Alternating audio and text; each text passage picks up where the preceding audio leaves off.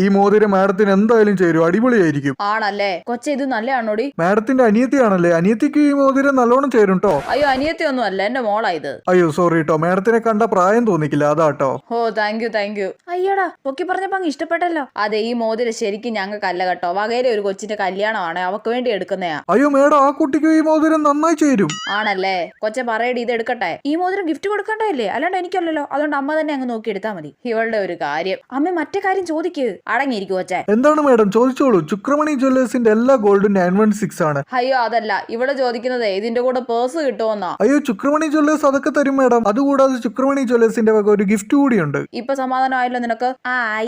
അവന്റെ അമ്മൂമ്മയുടെ ചുക്രമണി ജ്വല്ലേഴ്സ് കപ്പിന്റെ നടുക്ക് തന്നെ വലിയ അക്ഷരത്തിൽ ജ്വല്ലറിയുടെ പേര് എഴുതി വെച്ചിട്ടുണ്ട്. എന്നിട്ട് ഗിഫ്റ്റ് ആണ് പോലും. എല്ലാം ചുരണ്ടി കളയട്ട്. അല്ല പിന്നെ ആ പേഴ്സ് എന്ത് ചെയ്യടി? ആ പേഴ്സ് അമ്മ തന്നെ എടുത്തോ. അതിലും ചുക്രമണി ജ്വല്ലേഴ്സ് എന്ന് വലുതായിട്ട് എഴുതി വെച്ചിട്ടുണ്ട്. ദുഷ്ടന്മാര്.